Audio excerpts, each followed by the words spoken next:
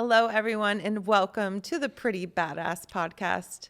Today, I am honored to introduce two very special, important people in my life, Dr. Stephen Mandel and the CEO of the Ketamine Clinics of Los Angeles, Sam Mandel. No matter the wave I'm riding, tell me have you decided? 'Cause either way I'm vibing. Either way, Hi, guys. How are you? Good. How are you doing? I'm doing great. I started to prepare for this interview and get all of these questions and wanted to be so poised and, ask all the right things. And then I remembered why I'm here and literally why I'm here. I haven't been emotional in a long time about this. And I was talking to you about it prior to us sitting down, that I kind of miss that side of me. But when I think about it, I can't help but get emotional that if it wasn't for you, I wouldn't be here. We're gonna need those. Your clinic, you saved my life. So I think before we get into all of the experiences that I had with IV ketamine and with the clinic and just working with you both, can you talk about and just give our viewers just some history on ketamine? Because for me, the reason why I'm doing this podcast is obviously to show the benefits and how it changed my life, saved my life. But so many people are afraid of ketamine. And despite the fact that I've been, I started my journey in 2017, and I'm here and I'm healthy and I'm proof that, and I don't know if you're gonna, I don't know if you've actually acknowledged this yet, but they say you can't cure depression, that you can't cure mental health. It's just you're going to treat it. I am proof that this cured me. No longer suffer from PTSD, no longer depressed, no longer have anxiety, and I don't take medication.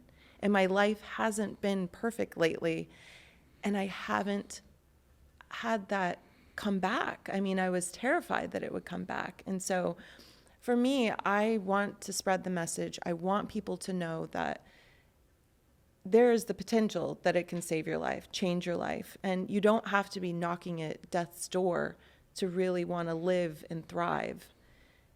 You can maybe just, you're not living up to your potential. And so something that I once thought was a drug that would just save your life, I'm now looking at it as a drug that helps you thrive and really just enjoy life.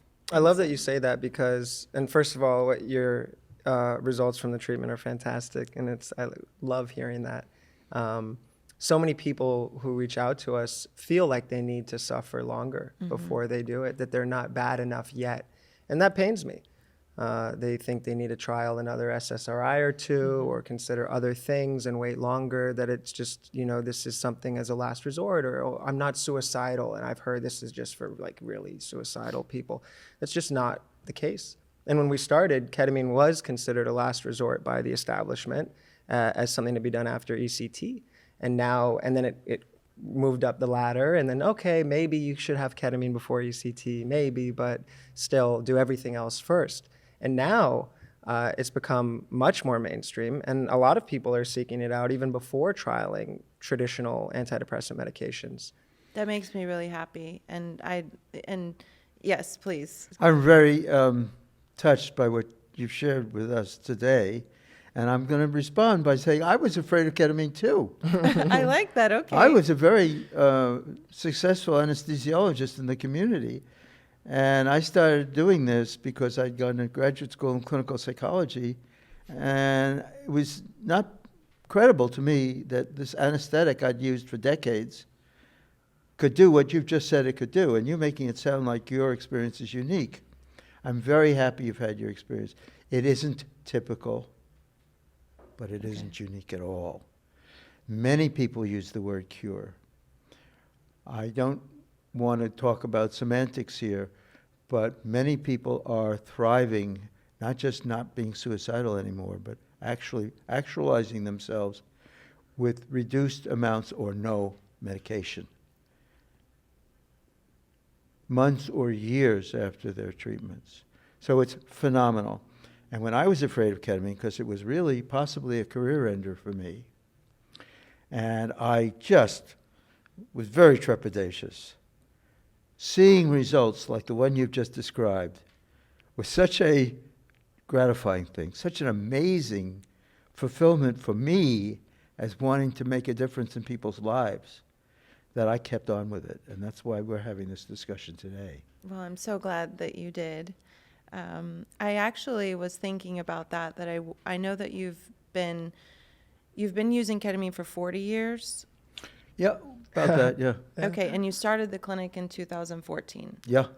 Okay, so I guess I want to know, what was that experience that made you realize that you needed to open up the clinic? What was maybe your first experience giving an infusion that helped someone's mental health? It's the autumn experience, but everyone's is unique.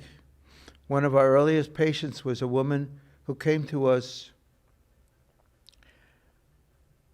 and in the course of the intake acknowledged that she was suicidal, that she'd been accumulating money for her own funeral so that she wouldn't be a burden to her 2 sons, that she was going to take a shot at trying this from what she'd read, although she was very dubious. She wasn't a go-go, modern kind of lady at all, but she was very matter-of-fact, very, as you were speaking earlier, she was not in your emotional mode, she was in your reasoning, logical, quant mode. And she knew exactly, chapter and verse, how it might go, but she'd read about it a lot, and she was a very curious person. She had her infusions. She was completely relieved of her suicidality. She used what was left from what she'd saved for her funeral to take her sons on a European vacation. Oh, wow. That's a beautiful story. That was wonderful. We had a colleague of mine, a woman who was a radiology technician, who, when we were just starting out, asked if I would see her husband. I was doing anesthesia for autistic children so that she could do radiologic studies that required they be motionless. And we would chat, and I told her I was just starting out with this. This was actually in 13, not in 14. Okay.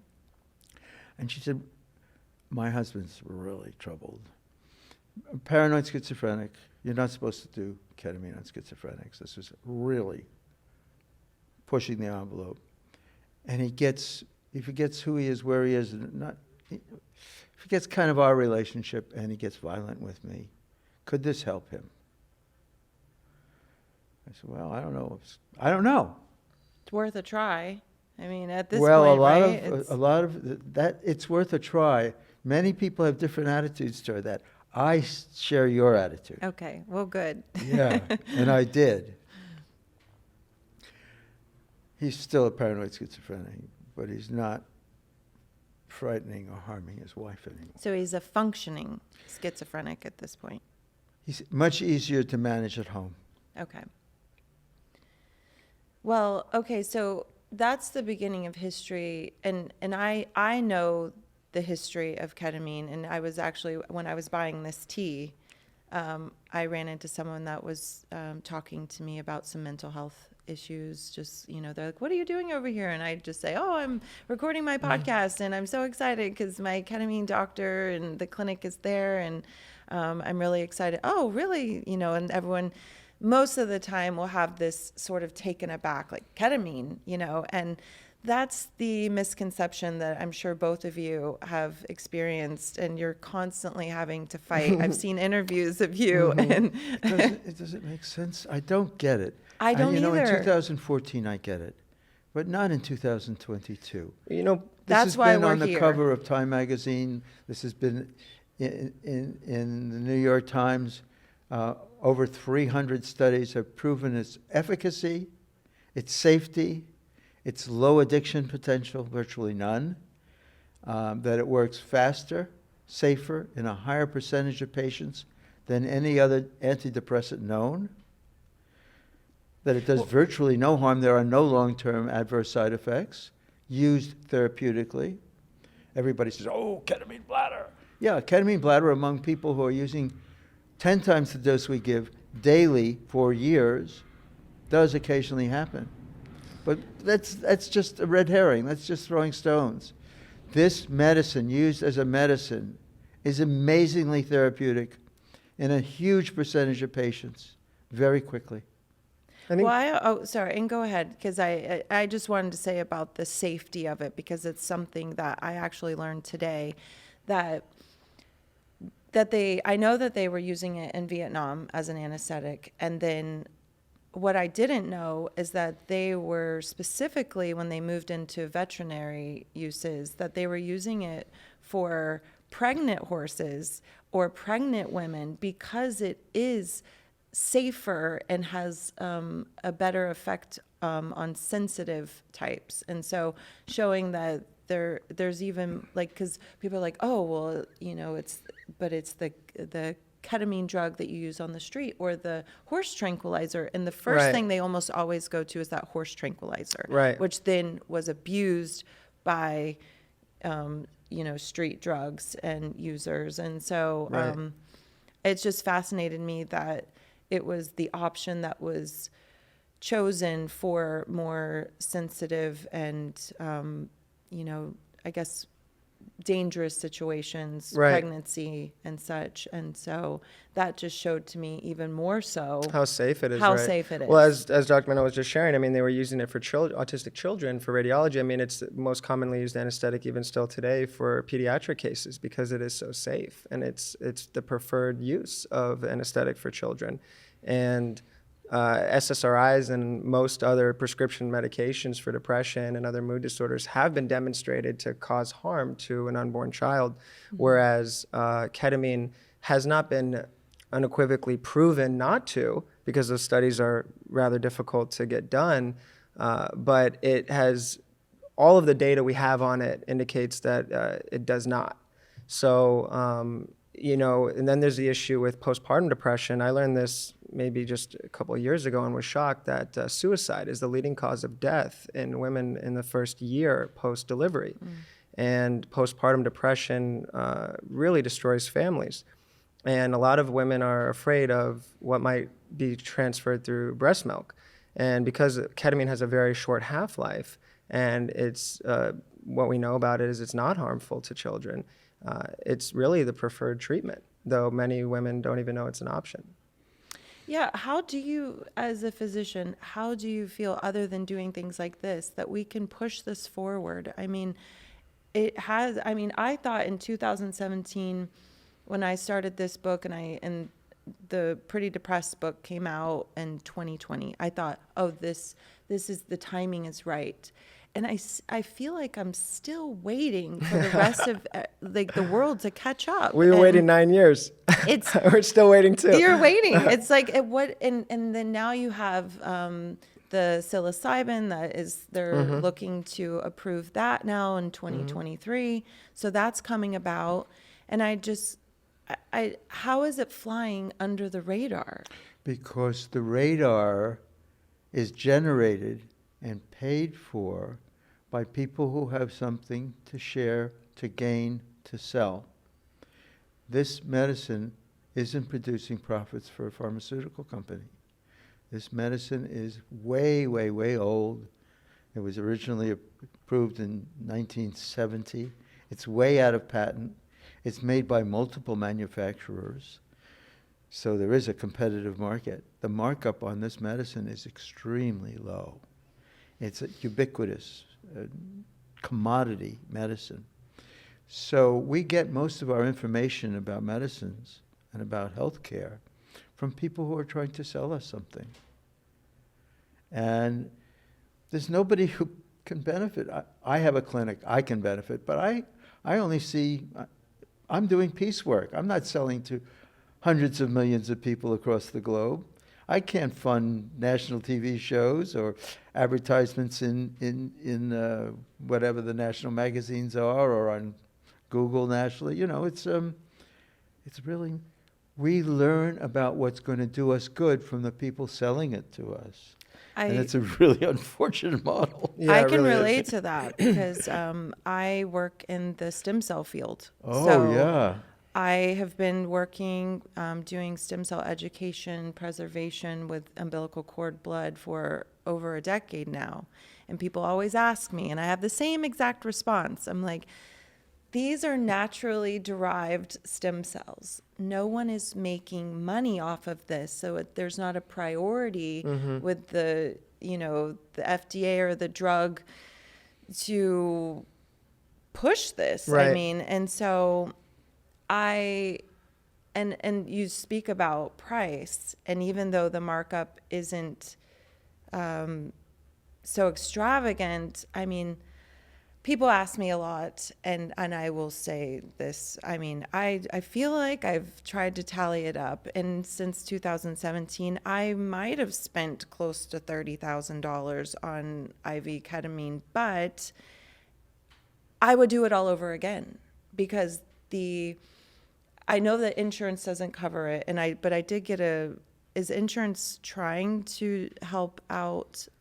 We've been 'cause working with some groups to try to get it covered. And Increasingly, that's happening. I got a some- message from the clinic and it kind of perked me up because although I don't feel like I need it right now, it made me happy so that when I'm sharing the message that I can say that there are resources out there. They are working on making it more affordable for everyone, but I do press and say, it is investing in yourself. It is investing in your future. It's investing in your health. I would not be here today. I would not be doing all of these passion projects and things that are actually bringing more income to my life and just downright joy and happiness to my Right. life had I not spent the money on these infusions. And so it's not just, oh, well, I mean, and obviously you said that my story, it's not unique, but it doesn't happen for everyone. Right. And it does take time. I created this mental health roadmap that consists of so many different things. And, obviously the IV ketamine was I believe to be the foundation of the ability for me to be able to do those other things. I was at a point where I didn't want to live. I couldn't brush my teeth. I was faking my life to everyone around me, yet I was maintaining this amazing career. I was also still acting and modeling and, on the surface, and so many of us do this, present this pretty life. And then on the inside, I was literally dying.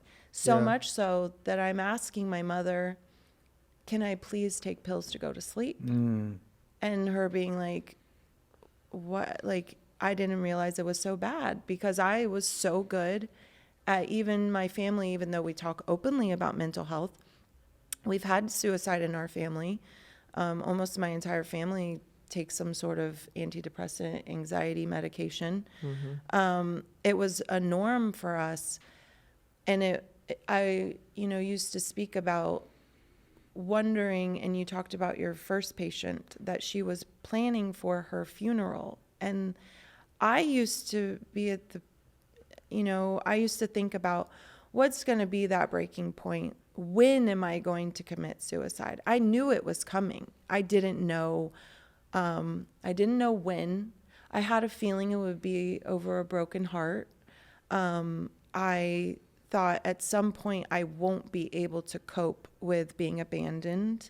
I was looping these thoughts of constantly being left and just my way of life was I was on this hamster wheel, running, thinking, how am I going to outrun this? How long can I outrun this? And now it's stopped. That's wonderful. Ketamine is fabulous It is. for helping people to get off the hamster wheel, whatever hamster wheel they're on. And I wanted on a podcast not to let anyone think that if they do this, they'll have just the same results Autumn did. But I don't want them to go away thinking, well, this is a one time only. Right. 70% in our clinic, 83% in the literature, 70%. In our clinic, 83% of people who complete a series of infusions have a 50% or greater reduction in their depression and their almost 100% reduction in their suicidality. Now, these numbers are off the charts. Medical interventions don't get these numbers.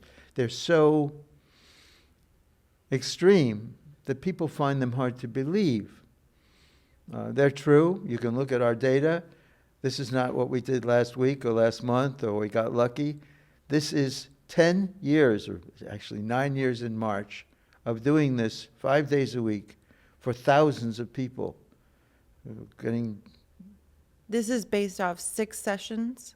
Yeah, Yes. 6 IV infusions over Okay. 2 to 3 weeks is a typical protocol, and our infusions are 50 to 55 minutes long, where they're typically 40 minutes. So, and we give a little bit more medicine over that time, so a little more medicine over a slightly longer period, and actually even just 15 minutes of the total time. I mean, it's almost a 50% increase. So it's actually significantly longer relative to the clinical research. and we charge $600 an infusion. Oh, so the Yeah, I price wanted- has actually gone down a little. No. No? Maybe the initial one was a little In bit more. 2014, we charged $600 an infusion. In 2022, we charged $600. And it's 23 now. And And it's, oh, sorry, 23. But I wanted to And- talk about price. And we do have a $300 intake fee. Okay, So that the was 6 maybe what I was infusions are remembering. not 6 times 6. They're 6 times 6 plus 300. So it's 3,900 for this series. Like I said, it's worth it. Yeah. I mean, even if, Well, for me, it was let's be an really quants now. For the insurance company, who's paying for the SSRI, who's paying for the SNRI, who's paying for the atypical, who's paying for the occasional hospitalization, maybe a different branch of that insurance company is also paying for the sick time, the health branch, or for the disability, because depression is the leading cause of disability, more than heart disease, more than cancer, more than accidents. Depression is the leading cause of disability in the United States. which I also believe is where it all starts. It's like it's leading to your chronic pain. It's leading to cancers and Sure. so Yeah. if I you're want- at the source, then and you're treating the source, then we'll have even fewer of those. Well, Episodes. what I'm saying is, net, it would save a tremendous amount of money. Yeah. I wanted to comment on money because you shared, your experience over 6 years, and the full course of treatment is $3,900. And there are a lot of people who have that series of 6 infusions, and then they don't come back for 3 months or 6 months or sometimes longer. On the longest end, we've seen 2 years without needing to come back for any additional treatment. And then there are people who will come back in 1 month, for example. But the average is 3 months of relief. When people return, they usually have a pair of boosters. So just 2 infusions a day or 2 apart. And I know you know this, but I want your listeners to know. And that usually extends the benefit for them, and at least as long as the initial series. And over time, people typically come back less often, not more. They get more mileage after each follow-up. So while over 6 years, your experience is definitely totally, possible for people, there are people who don't necessarily come back as often or over such a long period who get great results. So I don't want people to feel that that's kind of like the minimum necessary for them. Right. And like we said earlier, that everyone's degree is higher or lower. I mean, I was a pretty extreme case where, I was suicidal, and even though I wasn't acting on it, I mean, had I gotten permission, I would have. I'm an empath, so for me, I didn't want to hurt my family, and I was merely staying here on Earth only just for them. And so, you know, I do try to. I guess sometimes I try to minimize how bad off I really was, but when you look at it in that way, when you ask your parent if you can take pills to go to sleep forever, I mean, obviously I was pretty bad. And it's to see how far I've come, and, you know, but we talked about that waiting until you're at that point Yeah. is so unnecessary. It is Yeah. just doing a disservice to yourself and Mm-hmm. knowing how I feel today. And that's why people say, oh, well, do you still do treatments? And I don't think that I need them, but I love knowing that if I do, I can go. And Yeah. I definitely, in the last 6 months, was kind of hyper focused on what do I need right now, because I was going through a breakup with the person that you told me not to go back to. I remember sitting in your office crying hysterically, and you were like, Autumn, I can't even treat you right now. You are so upset. Like, you're overriding the ketamine. It's like you were like, this isn't even going to benefit you at this moment. And it took me, I guess, getting to that point of, and sometimes, so I ask myself, did I kill the Disney princess inside of me? Am I so logical now that I'm not a dreamer? And I believed that, like, my love could save this relationship, that my love could save this person and help them heal, and I was going to heal. And, you know, I talk a lot about trauma bonding, and we certainly had that. And so when you get to this place where, and it took me a while to look at things logically and say, but can I stay in this and maintain this healthy life? Or do I have to finally, and now I know what it means to love yourself. I now love myself so much that I could think about it logically enough to walk away from a relationship of someone that I loved very much and thought I could save them. And I almost have this, I had an epiphany, and I have this, I tell people that I imagine myself in the ocean, waves crashing around me, and there was my life jacket over here, and I had to swim to it. It's like it was the only way I was going to survive, but I had my partner with me, and they were on my back, and his life vest was over there, and I'm keep saying, you go get yours, and then I'm trying to swim to his, but swim to mine, and, you know, I'm out there and I'm drowning. And then finally I get to my life vest, and he's still there, and I'm just like, do I keep trying to do this with him on my back, or do I finally say, I have to get this off? And then all of a sudden, the buoyancy that I'm feeling is incredible. And I think to myself, why did I wait so long? But it's a process, and I try to give myself credit for that. And so I am not as much of a dreamer. I'm not looking for that fairy tale, and I do think things through. I think about the repercussions. I think about the consequences of my decisions now. And I used to sort of be spontaneous, and of course I miss that a little bit. I'm still going to be a little crazy.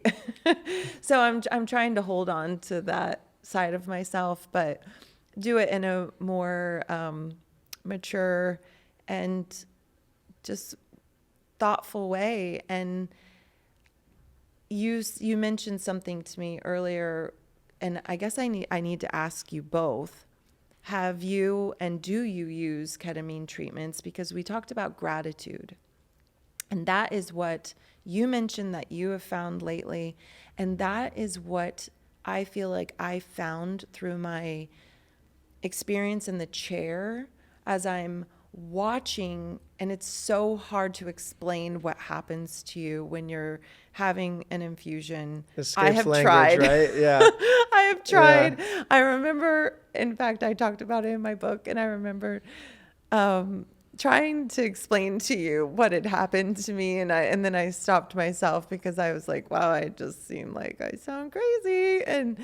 But you have these euphoric moments where you almost see yourself, at least I did, as the person I'm supposed to be, this grand, just powerful person in my own, just, I don't know, I hate to say it in a way of that I was sort of this godly kind of goddess type person, which is interesting because I have been insecure my entire life, and people often don't believe that about anyone that has some sort of a following or recognition of being attractive. And so, which actually made me feel even worse at times because I thought, well, I'm supposed to feel this way. So during my infusion at one point or several times, feeling like this phoenix or this goddess and thinking, I am powerful, I am beautiful, I'm so strong, and, I can accomplish all of my dreams. When you kind of come to, I at least felt a little guilty sometimes, where I was like, I don't really want to tell people how I was feeling because, up until this point, I'm like, my new philosophy is why not? Why not me? Why not, I want to become a motivational speaker. I want to help save lives. I want to be an international, sort of phenomenon of saying like, you can treat your depression. And like, I just want to yell it to the rooftops. And so where I'm going to get that power is from remembering who I am, what I'm here to do. And so it's really why not? So I lose track because I get really, really passionate about this. And so I guess we can go back to, I do want to know, do either of you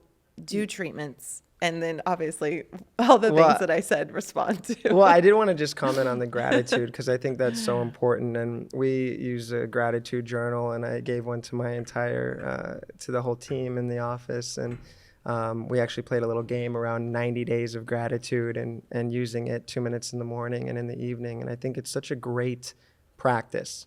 One of my favorite quotes is that it's not happy people who are grateful, it's grateful people who are happy. And I really believe that to be true, and I strive for that and to be present to the greatness that life is, because despite challenges, obstacles, mental health challenges, and all kinds of others, when we focus on the things that we do have, and most of us, despite our circumstances, do have some things to be grateful for at any given moment, it can really shift your mindset when you cultivate it. And it is a muscle, just like going to the gym. It really... sometimes I used to see people who seemed to always be kind of positive and upbeat, and I thought that was just their default disposition. And maybe for some more so than others, but I've come to learn that that's something that anyone can cultivate in themselves through intentional effort over time. And I love that. Yeah. I have had depression and despair in my own life, and I benefited tremendously from ketamine infusions. And I certainly advocate it for myself as much as for anyone else. I want to point out, though, that it's a shorthand here that I don't want to step over. It's not the ketamine. It's the ketamine plus the care. Mm-hmm. And the ketamine that you get in a clinic accompanied by care, accompanied by a program of growth. The ketamine is kind of the central jewel in the whole spectrum that you were describing earlier. Because when you can't even brush your own teeth, your intellect still is functioning. You still know what you quote, and please don't let anybody be guilt-tripped by this, what you should be doing. You know what's right, proper, constructive to do. You just can't do it. And I get that it's not malingering, and I get that it's not, I don't feel like it. Yeah. You really It's not a choice can't. It's sometimes. not a choice. The ketamine gets you off the dime. Mm-hmm. The ketamine gets you the oomph and the focus and the concentration and the positivity, and it quiets the default mode network that's telling you what a, I don't know if this is a family friendly. Let You me can say it say whatever you clinically. want to say. It gets you out of the self-loathing and hopelessness and helplessness and feelings of worthlessness, and then not experiencing pleasure from anything, whether it's roses or caviar or puppies or a caress, whatever it is that floats your boat. It's not doing it for you. And the ketamine does it. But the ketamine by itself is not going to get the results that we're all so enthusiastic about. Right. Yeah, I think it there's gets you two- to the point where you have to, it gets you to the point where you can help yourself. Yes, where you can use all of your other tools, your skills in developing better sleep habits, your skills in nutrition, your skills in exercise, your skills in really giving to a warm interpersonal relationship, your skills in really leaning into talking therapy. And if you will embody those things in your life, which the ketamine will give you the oomph to do, then you're really going to get some mileage out of this therapy. The other part of that is the way that you receive the ketamine. So route of administration is really important. So we Super specialize in IV infusions, which at least 90% plus of the research done is done on IV. But there are other routes. You know, you can take ketamine virtually any way that you can take any medicine. IM, like IM different- intramuscular, Yep, nasal, nasal. sublingual lozenges, oral pills, even dermal creams through the skin, subcutaneous. I mean, really any way. And some of the other methods can be therapeutic, though we feel there's, and I shouldn't say we feel because there's a good basis for optimal safety and benefit from the IV route. And that isn't to say that there's the others are bad or anything, but there are some really notable evidence-based advantages to the IV route.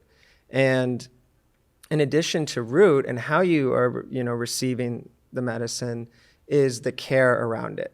And that's something I wanted to elaborate on a little bit that Dr. Mandel was just mentioning, because increasingly there are companies selling ketamine in the mail online, and they'll send it to your house, troches or lozenges that dissolve under the tongue.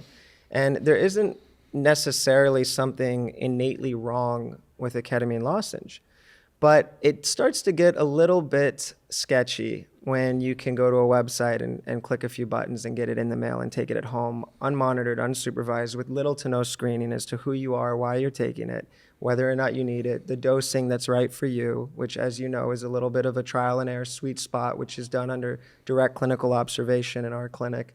And it's concerning. And just like we were talking about earlier, people know of ketamine as Special K, they know of it as the horse tranquilizer, they pretty much know of it as however they first learned of it. That's to them the whole identity. That's their worldview of ketamine. I thought I was doing, coke at a party one time and it was accidentally K, or, I hear that a lot of people Right. say that to me when I mention it, or whatever, they saw it on the bill from their vet for their cat. But that's not the whole story. And so just similarly to that, somebody may have an experience with ketamine, like these companies through the mail, or know of somebody who did and think it's not safe or it's not effective. And that's really concerning because it isn't the same ketamine. Not all ketamine is equal. So I have tried many different methods.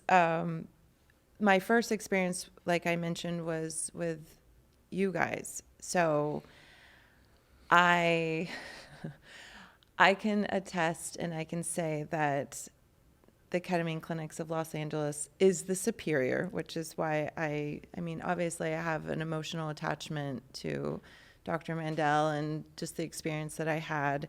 But I did try, especially during COVID, in the mail. I was trying to save money. I've done the intramuscular. IM injections, yeah, intramuscular. I've done I didn't try the nasal spray. I know other people that have. I can definitely say that, and I actually tried other IV clinics, just because out of convenience, it was closer to my home, or I thought, well, Sure. this one's a little bit cheaper. Sure. You do really get what you pay for, and You don't even always get that, but you never get more than you pay for. that is true. So I'm grateful that there are so many people trying to, maybe they are passionate about it, maybe they have experience with it, and they want to jump in and they want to save lives. And so I am grateful for that. But I do take note where the care is important. And I always did feel very safe at your facility. It's very clean. There's the attention to detail is there. I did do the in the mail, and that was really concerning. I myself, even though I'd say I'm a veteran in this experience, and I know my, what I can handle and what I can't handle, I thought I was in control, and they have you sign off that someone's going to be there with you. Well, you just receive it in the mail. You don't even have to sign for it. It showed up on my doorstep. I did one experience and I didn't really feel much of anything. And then they said, okay, we'll just increase it to this. Oh my gosh. Yeah. I was in a panic. I was really, my phone was this big. I was trying to text my friend help. I thought that the house was burning down. I was alone. I did Not it on good. my own. I know. And I thought to myself, this is so dangerous. And Yeah. I actually brought it to their attention. I said, this is a lawsuit waiting to happen. Yeah. Even myself knowing how I had probably done 20 treatments prior to this. So I thought I could handle it. And Right. Wow. it was very scary. And I thought if I had gone outside, someone could have called the police on me. I could have lost my job. I could have hurt someone. I was terrified. I just kept telling myself, stay still. Don't move. Don't get up. Just stay in bed. It's going to go away. But someone else may not have that experience or know how to handle that situation. Right. So that was very scary. And so I definitely feel that your model at the clinic is superior. I hands down believe that. And I think that, especially if you're trying it for the first time, go to an IV clinic. If you're not in Los Angeles, do some research. Something that I know we haven't talked about because we keep talking about the care, what it's like during the infusion. I really want you to touch on what is happening to the brain.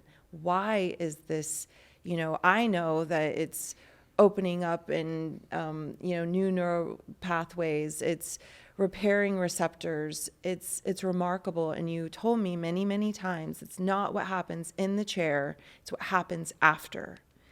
And so You were here. You were listening. That's wonderful. I always listen. Nobody remembers that. No, and I did because my first infusion was euphoric. My second, and I've actually, this misconception comes up too, and maybe it's just my experience, but people say, oh, it's how you feel right before you go into your session and you kind of set the tone.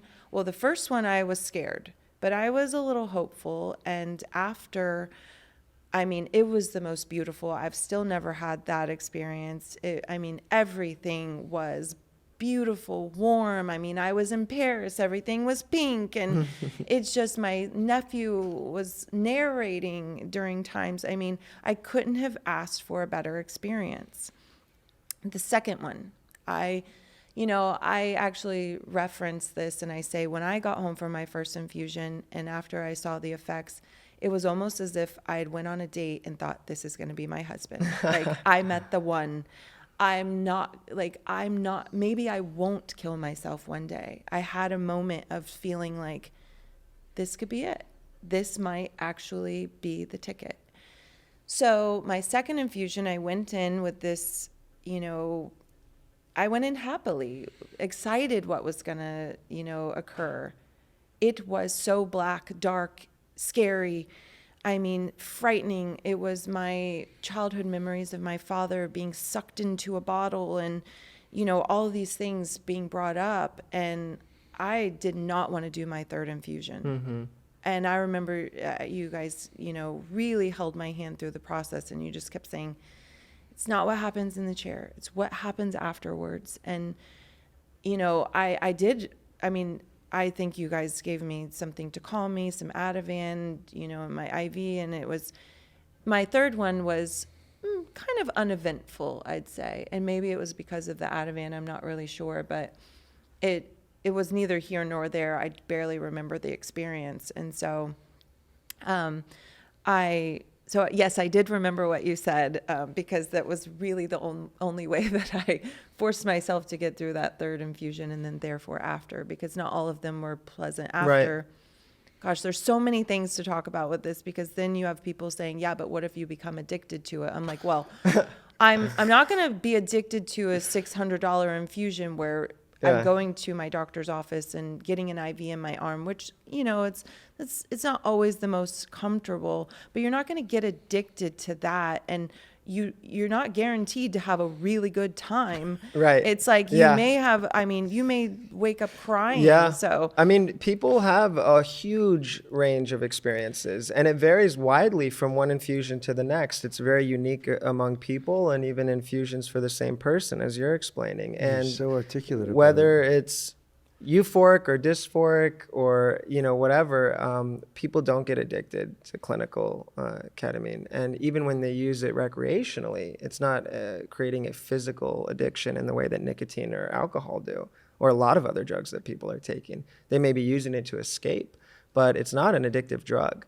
And that's one of the bigger, I say, myths around ketamine that we have to overcome. But you paint, it's such a broad tableau of all of the lived experience of a patient. It's beautifully done. thank you. The almost ecstatic experience, and then the really dysphoric experience, and then the ho-hum experience. All of I've them had it occur all. in the same person in succession, And the traumatic experience. and they're all self-generated. Mm-hmm. None of that was in your medicine. Yeah. The medicine opened a door to all of that. And the partitioning of that in you and the lack of integration of that in you is part of the reason you were having the challenges you were having. That was part of that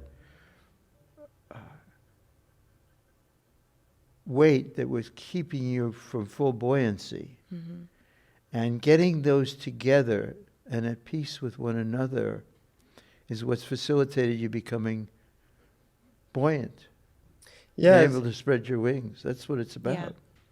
As far as the, you know, not being what happens in the chair, but after, I think that's important, though the experience of being in the chair can be extremely therapeutic, even when it's not euphoric. Mm-hmm. And there are people who will cry for an hour, and there are people who will revisit traumatic memories, but be less emotional while revisiting them from a new perspective in a way that can be really helpful in getting closure.